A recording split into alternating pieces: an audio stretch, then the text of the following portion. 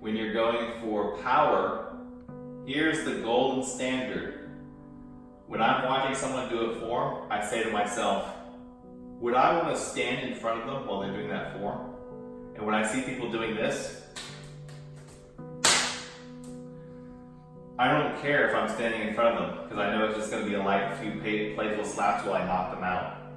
And then I see practitioners doing the form with this crisp, explosive power. That's when I'm like, ooh, I would not want to stand in front of them while they're doing that form. And I've seen karateka do it that way.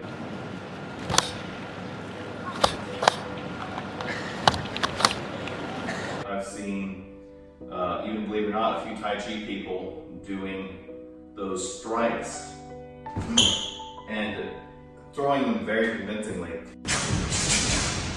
Faster, there you go. Now you got, again. Who's the last guy to stop? Now when you're 80 years old, you can just practice this gently in the park.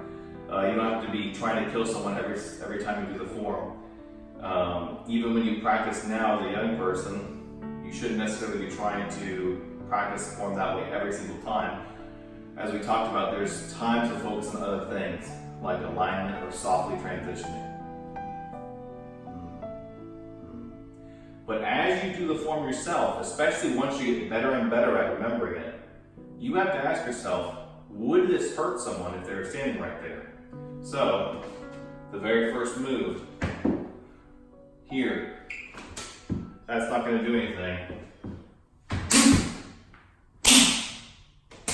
Are you cutting through? Are you launching this as a relaxed, loose weight? Here, are you turning with your shoulder? Or are you just going with your arm? Instead, here, are you turning with your waist? Or are you just going? Instead, here, not just using your arm. So, lots to think about there. That's fine. So this next run is going to be focusing on just power. And Austin is still pretty new to this form, but he's doing a great job. So we've been focusing mostly on the order of the techniques, because when you first learn a form, you're just learning the set of moves. But now let's try and relax and let's just go slow in between the moves. We're not in a hurry, but let's make it powerful.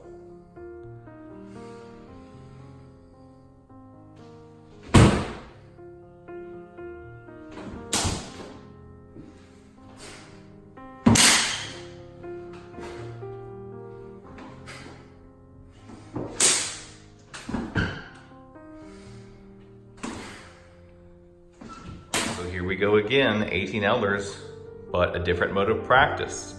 How about alignment this time? So slowly each move, making sure everything's aligned properly.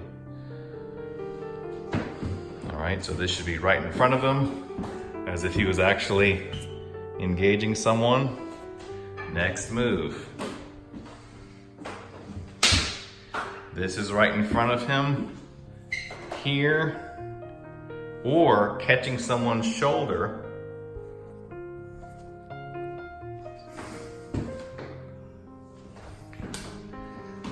Yep. Next. Yeah. See how this is right in front of him? Right in front of his face. There we go. Instead of being over here where he can get hit. His knees right in front of groin there. And if you insert someone's body right here, that'll be in line with their torso. Next.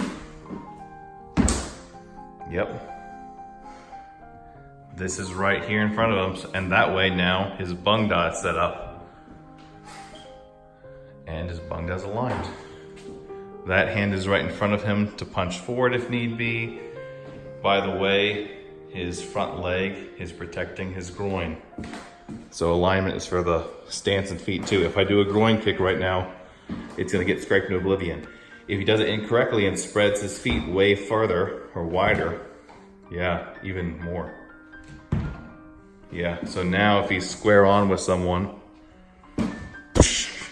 that happens. Instead of, you know, there. Should be that the front toe is in line with the back heel, both at a 45. Right along that line there. Good.